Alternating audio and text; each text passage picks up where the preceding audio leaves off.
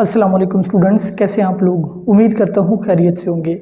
Second year bio से आज बहुत अहम टॉपिक हम पढ़ने वाले हैं और ये होगा जीन थेरेपी।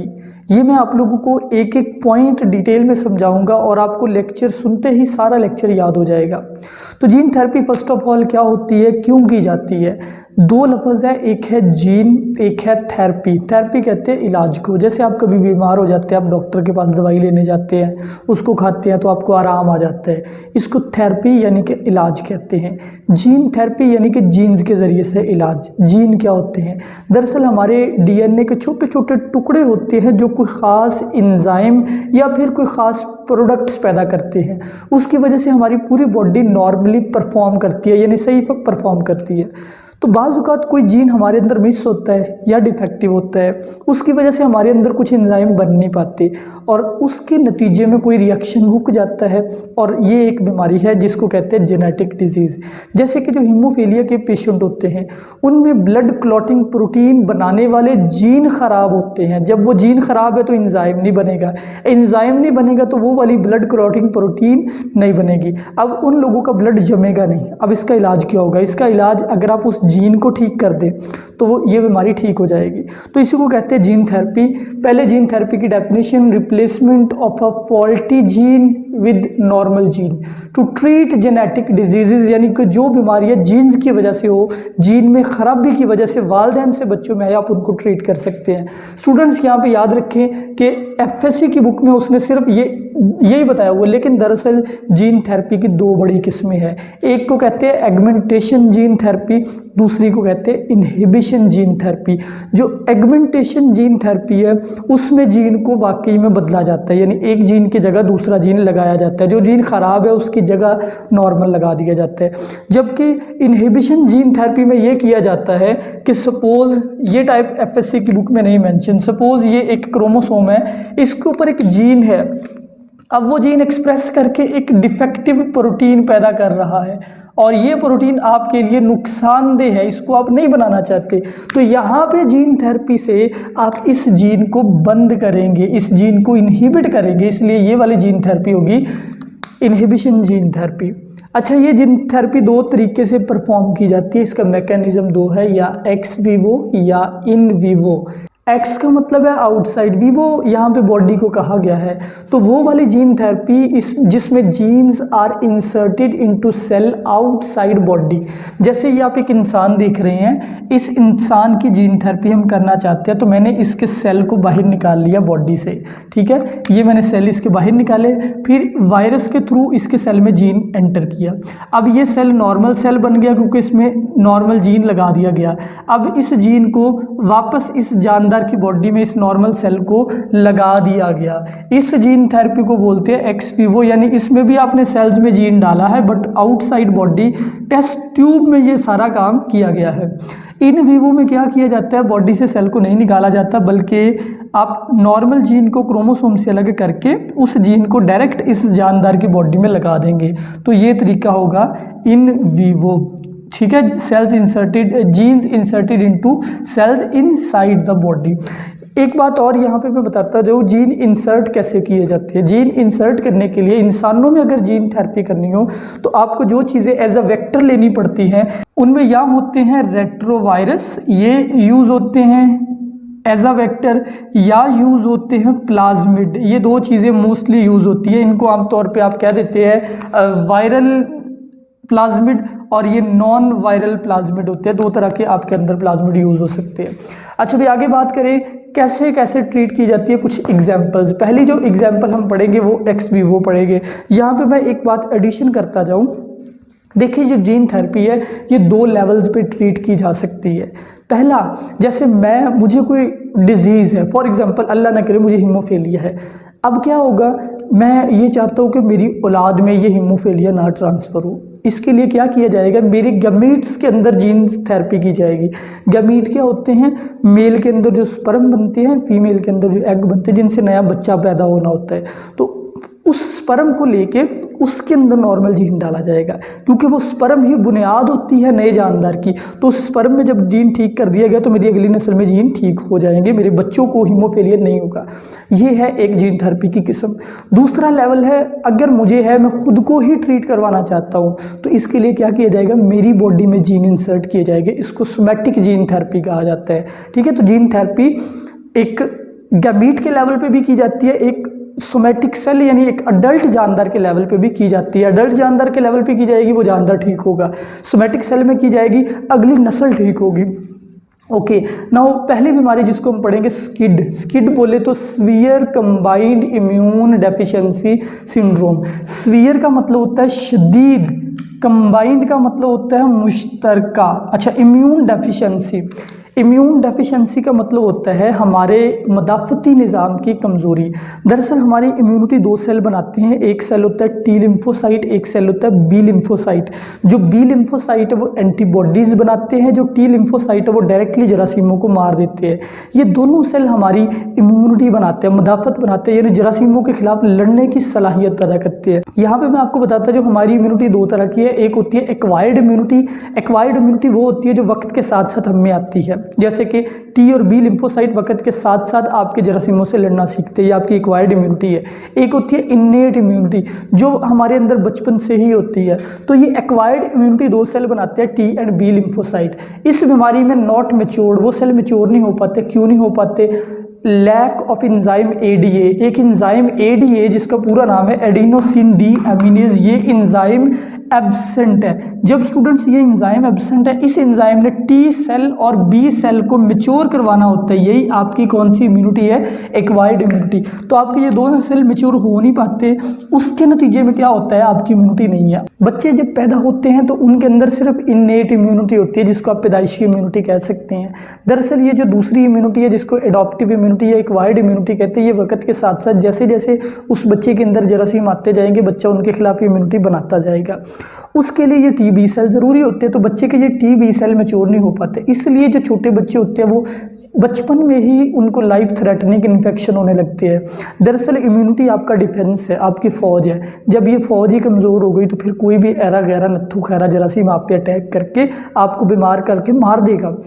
अब बेटा जी देखें कि लाइफ थ्रेटनिंग इन्फेक्शन होने लगते हैं इसके रिजल्ट में। अब इसको ट्रीट करना है, यानी कि इस एंजाइम को ठीक करना है, रिपेयर करना है एडीए नाम के एंजाइम को। तो इसके लिए एक्स विवो थेरेपी कैसे की जाती है? सबसे पहले हमने ये एक पेशेंट है, उसका ये बाजू है, उसके बाजू में से स्टेम सेल निकाल लेने हैं। कौन से सेल निकालने हैं? Stem cell. स्टूडेंट, कोई ऐसा सेल जो इमेच्योर सेल हो, जो बाद में डेवलप करके कुछ भी बनाने की सलाहियत रखता हो, यानी अनस्पेशलाइज्ड सेल। अनस्पेशलाइज्ड बोले तो वो सेल जिससे रेड ब्लड सेल भी पैदा हो सके, वाइट ब्लड सेल भी, प्लेटलेट्स भी, इस तरह कोई भी सेल बनाने की एबिलिटी रखता हो। फ़ायदा ये होता है कि एक स्टेम सेल में सारे जीन्स एक्टिव होते हैं, कोई भी जीन इनएक्टिव नहीं होता। आप मैच्योर सेल को नहीं ले सकते। मैच्योर सेल जैसे नर्व सेल, मसल सेल, उनमें कुछ जीन एक्टिव होते हैं, कुछ इनएक्टिव होते हैं। आपने स्टेम सेल लिया, इस स्टेम सेल में क्या करना है, इसको रेट्रोवायरस से इन्फेक्ट करवाना है, और उस रेट्रोवायरस के अंदर पहले ही आपने नॉर्मल जीन लगा दिया है। ये मैंने नॉर्मल जीन लगा दिया। अब ये रेट्रोवायरस सेल के अंदर आया, इस रेट्रोवायरस के बाहर ये जो इसकी इन्वेलप है ये बाहर रह गई, वायरस अंदर आ गया। अंदर आके वायरस ने अपना कोट उतार दिया, ये उसने कोट को उतार दिया। अब स्टूडेंट्स जब कोट को उतारा फिर क्या हुआ, फिर रिवर्स ट्रांसक्रिप्शन हुई, यानी कि आरएनए से डीएनए बना। इस वायरस को रेट्रोवायरस इसलिए कहते हैं क्योंकि इसमें आरएनए से डीएनए में तब्दील होने की सलाहियत होती है, क्योंकि इसमें एक एंजाइम होता है जिसका नाम रिवर्स ट्रांसक्रिप्टेज होता है। तो ये अपने आरएनए को डीएनए में तब्दील करता है, फिर वो डीएनए इस सेल के न्यूक्लियस में एंटर हो जाता है और सेल के डीएनए के साथ मिल जाता है। अब आपने सारा काम ये लेबॉर्ट्री में किया। जब ये सेल मल्टीप्लाई करने लगेंगे तो साथ ही जो आपने नॉर्मल जीन डाला है वो भी अगले सेलों में मुंतकिल होता जाएगा। फिर आपने इन नॉर्मल सेल्स को वापस इस जानदार की बॉडी में, इसके बोन मैरो में लगा देना है। अब बोन मैरो में ये जो आपने नॉर्मल सेल लगाए हैं, जब ये डिवाइड करेंगे तो इनके नतीजे में, क्योंकि इनके अंदर नॉर्मल जीन मौजूद है, तो एडीए नाम का एंजाइम पैदा होने लग जाएगा। वो एंजाइम जैसे जैसे पैदा होगा वो इनके टी बी सेल को मैच्योर करवाता जाएगा और इस बीमारी में बेहतरी आना शुरू हो जाएगी। दूसरी जो बीमारी हम यहाँ पे पढ़ेंगे उसका नाम है फैमिलियल हाइपर कोलेस्ट्रोलीमिया। फैमिलियल का मतलब है फैमिलीज, हाइपर का मतलब होता है ज़्यादा, और कोलेस्ट्रोलीमिया का मतलब है कोलेस्ट्रॉल का ज़्यादा होना, यानी LDL का, लो डेंसिटी लिपिड का ज़्यादा होना। चिकनाई वगैरह को आप कह लें, ये जो घी हम खाते हैं, ये ब्लड के अंदर अगर इसका लेवल बढ़ जाए तो इसको फैमिलियल कोलेस्ट्रोलीमिया कहते हैं। एक होता है नॉर्मल कोलेस्ट्रोलीमिया, उसकी वजह आपका ज़्यादा कोलेस्ट्रॉल खाना भी है। ये जो फैमिलियल है ये एक जेनेटिक है। इसमें होता ये है कि दरअसल high level of blood cholesterol because of missing of receptor in liver which remove cholesterol. आपके लिवर में, आपके जिगर, दरअसल हमारा जो लिवर है ये ब्लड कोलेस्ट्रॉल को कम करता है। यानी अगर कोलेस्ट्रॉल बढ़ जाए तो हमारे लिवर में कुछ ऐसे सेल्स होते हैं जो इस कोलेस्ट्रॉल को पकड़ते हैं, पकड़ के बाहर निकाल देते हैं। आपके वो जो गॉल ब्लैडर होता है उसके ज़रिए बाइल के थ्रू बाहर निकाल देते हैं। अब स्टूडेंट्स, अगर आपके लिवर में वो रिसेप्टर ही ना हो तो फिर ज़ाहिरी बात है वो कोलेस्ट्रॉल को आइडेंटिफाई भी लिवर नहीं कर पाएगा और कोलेस्ट्रॉल को निकाल भी नहीं पाएगा। तो इसकी वजह से क्या होगा, हाई कोलेस्ट्रॉल में कॉज कार्डियोवैस्कुलर प्रॉब्लम। ये जब आपके ब्लड में कोलेस्ट्रॉल बढ़ेगा ये आपकी खून की नालियों के अंदर जमना शुरू कर देगा, जिससे आपकी ब्लड वेसल्स तंग होगी। जब ब्लड वेसल्स तंग होगी तो आपको ब्रेन के अंदर कोई नाली फट सकती है, ब्रेन स्ट्रोक हो सकता है, आपके दिल के अंदर कुछ शरेयानें बंद हो सकती है, हार्ट अटैक आ सकता है, कोई और नाली फट सकती है, फालज हो सकता है, तो डेथ हो सकती है यंग एज के अंदर। तो ख़तरनाक चीज़ है ये। अब इसको ट्रीट किया जाता है एक्स वीवो से। वो कैसे? आप करते ये हैं कि आप लीवर का एक पोर्शन निकाल लेते हैं। जैसे ये मैंने लीवर का एक पोर्शन एक्सरसाइज कर लिया, निकाल दिया। अब इसके अंदर मैंने नॉर्मल जीन ऐड किया। कौन सा जीन? वो वाला जीन जिसने कोलेस्ट्रॉल रिसेप्टर बनाना था, वो जीन मैंने ऐड किया इस सेल में रेट्रोवायरस के थ्रू। अब इस लीवर के हिस्से को दोबारा से लीवर के साथ जोड़ दिया, यानी कि यहाँ पे मैंने ग्राफ्टिंग कर दी, लीवर को जोड़ दिया, इस हिस्से को उसके साथ बाइंड कर दिया। लीवर में रीजनरेशन की एबिलिटी होती है, तो ये दोनों टुकड़े आपस में दोबारा मिल जाते हैं। अब ये जो लीवर का ये जो पीस होता है इसमें नॉर्मल जीन मौजूद है। ये फिर क्या पैदा करने लगते हैं, कुछ ऐसे रिसेप्टर, ये जैसे लीवर का एक सेल है, इस सेल के ऊपर आप ये देख रहे हैं रिसेप्टर। कौन से रिसेप्टर है? कोलेस्ट्रॉल रिसेप्टर है, जो कोलेस्ट्रॉल को आइडेंटिफाई करके निकाल देते हैं। ये मैंने आपको दरअसल यहाँ पे इस बीमारी का कॉज दिखाया हुआ है कि जैसे ये क्रोमोसोम है, इसके ऊपर ये जीन है, ये फॉर एग्जांपल कोलेस्ट्रॉल रिसेप्टर बनाने वाला जीन है, तो ये जीन एक्सप्रेस करेगा, कोलेस्ट्रॉल रिसेप्टर बनाएगा, उसकी वजह से कोलेस्ट्रॉल रिमूव होगा। तो अगर ये रिसेप्टर मौजूद नहीं होगा तो फिर कोलेस्ट्रॉल भी रिमूव नहीं होगा, फिर ये बीमारी आएगी। अब हम बात करते हैं इन विवो जीन थेरेपी, जिसके अंदर बॉडी के अंदर ही जीन्स को ऐड किया जाता है, उन सेल्स को बाहर नहीं निकाला जाता। इसमें हम पहली एग्जांपल लेंगे सिस्टिक फिब्रोसिस की। सिस्टिक फिब्रोसिस में thick mucus production in respiratory tract. हमारी सांस की नाली, जैसे कि ये सांस की नाली है, इसके अंदर वाली साइड पे बहुत थिक म्यूकस की लेयर बनने लगती है। यानी कि यहाँ पे म्यूकस क्या होता है, जिस तरह हमें बलगम आती है सर्दियों में वही म्यूकस होता है, या हमारे नाक से सर्दियों में जो चीज़ निकलती है वो म्यूकस ही होता है। तो म्यूकस यहाँ पे जमने लगता है, बढ़ जाता है। क्यों बढ़ जाता है?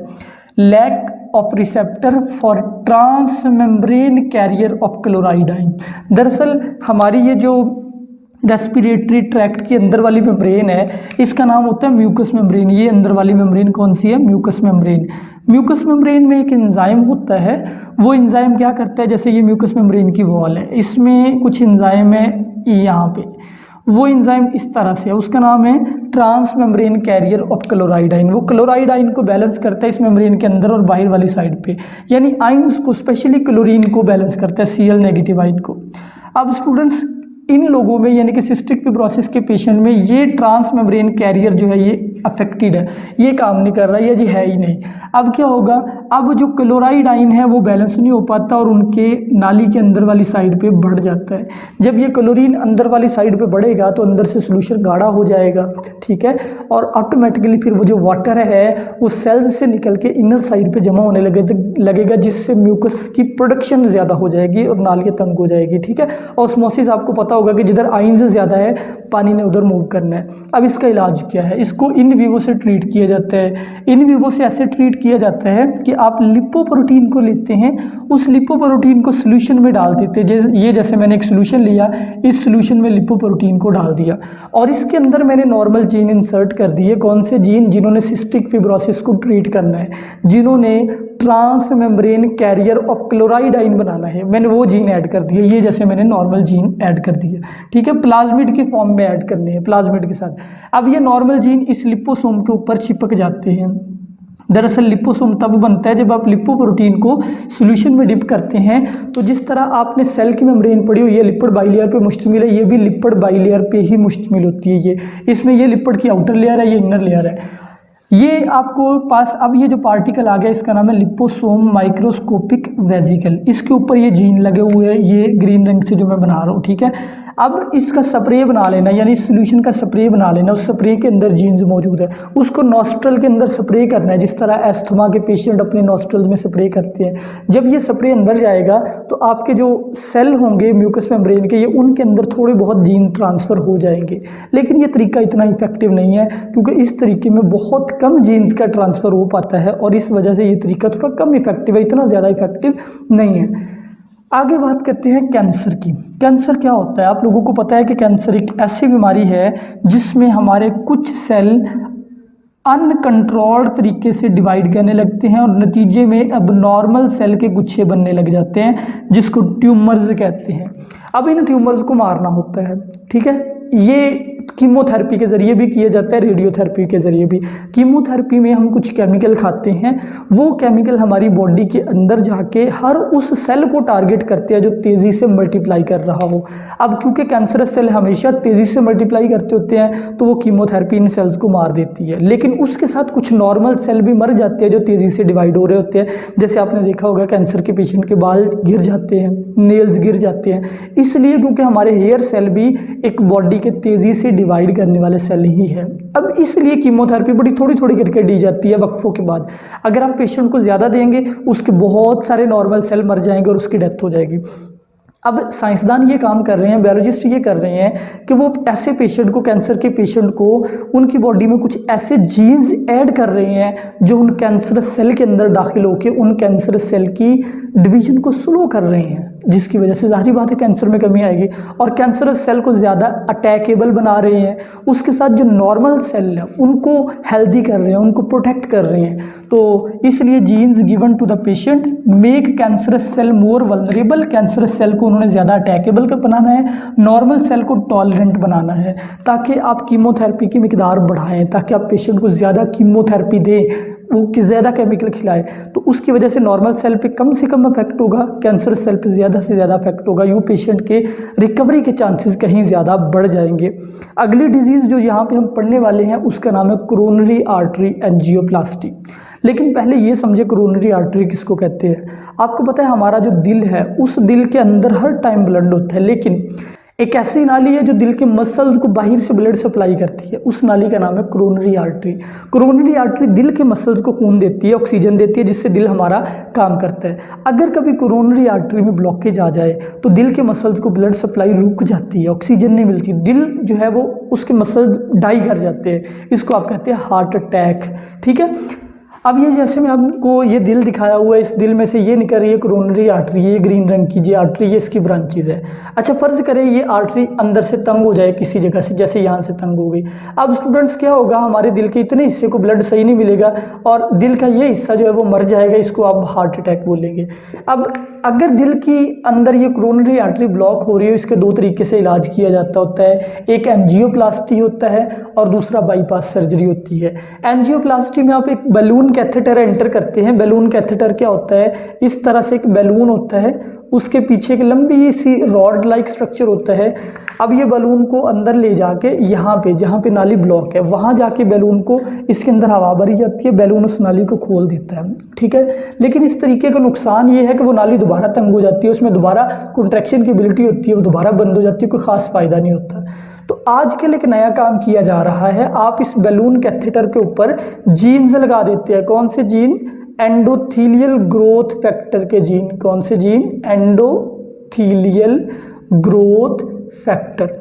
वेस्कुलर एंडोथीलियल, एक्चुअली वेस्कुलर का मतलब होता है खून की नाली, एंडो का मतलब होता है इनसाइड, थीलियल स्किन को कहते हैं, यानी कि ये जो नाली के अंदर वाली स्किन है इसके सेल को ग्रो करवाने वाला फैक्टर जो प्रोटीन। जब आप बैलून कैथेटर के ऊपर ये स्प्रे करते हैं, ये वाले जीन लगाते हैं, तो बैलून कैथेटर को फिर अंदर भेजते हैं नाली के। सपोज मैंने बैलून कैथेटर को यहाँ पे भेजा, यहाँ पे जाके बैलून कैथेटर ने क्या करना है, ये यहाँ पे नाली थोड़ी सी ब्लॉक थी, ठीक है, ब्लॉकेज भी बना देते हैं यहाँ पे। अब बैलून कैथेटर ने यहाँ पे जीन ट्रांसफ़र कर देने हैं, यहाँ पे इन जगहों पे बैलून कैथेटर के ऊपर चिपका दिए जाते हैं जीन। वो जीन यहाँ जाके इस नाली के सेल्स को मल्टीप्लाई करवाते हैं, जिससे ये नाली जो है ये नई बन जाती है और अगले ही साइड से जाके मिल जाती है।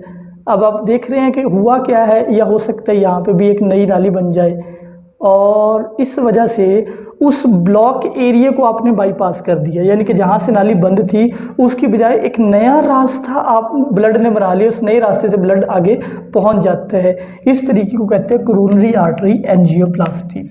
अब अगला जो इलाज है, कुछ बीमारियाँ ऐसी है जैसे हीमोफीलिया, डायबिटीज़, एड्स, इन बीमारियों को भी आजकल ट्रीट किया जा रहा है। कैसे? जीन थेरेपी के ज़रिए किया क्या जाता है। जैसे ये जो पार्किंसन डिजीज़ है, इसमें हमारे ब्रेन में डोपामाइन प्रोड्यूस नहीं होता, कम पैदा होते हैं। तो पेशेंट जो उनको पार्किंसन डिजीज़ होती है, जिसमें शिवरिंग शुरू हो जाती है, बॉडी कांपने लगती है, जैसे बूढ़े लोगों को कांपती है। अब इस बीमारी के में स्टूडेंट्स, अब देखें कि आपने साइंसदानों ने क्या करना है, उन्होंने बॉडी के अंदर कुछ सेल्स को डालना है रेगुलर इंटरवल्स के बाद। अब वो सेल्स नए सेल होते हैं जो बाहर से डाले जाते हैं, वो सेल्स बॉडी में जाके डोपामाइन प्रोड्यूस करते हैं, ब्रेन में रख दिया जाता है। या आजकल इसकी बजाय ऑर्गेनाइड यूज़ हो रही है।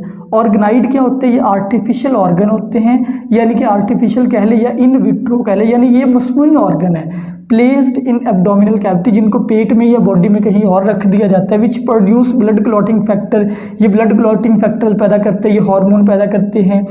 जैसे ये इन विवो जीन थेरेपी कैसे की जाती है? May use to treat diabetes, sugar के पेशेंट में इंसुलिन की कमी होती है तो उनमें इंसुलिन पैदा करने वाले सेल डाल दिए जाते हैं। पार्किंसन डिजीज़ में डोपामाइन की कमी होती है, उनमें डोपामाइन वाले जीन डाल दिए जाते हैं। हीमोफीलिया के पेशेंट में ब्लड क्लॉटिंग प्रोटीन नहीं बनती तो उनमें वो सेल्स ऐड कर दिए जाते हैं जो ब्लड क्लॉटिंग प्रोटीन बनाते हैं। एड्स के अंदर क्योंकि टी और बी लिम्फोसाइट की कमी होती है तो उनमें वो सेल्स डाले जाते हैं जो ये चीज़ें बनाते हैं।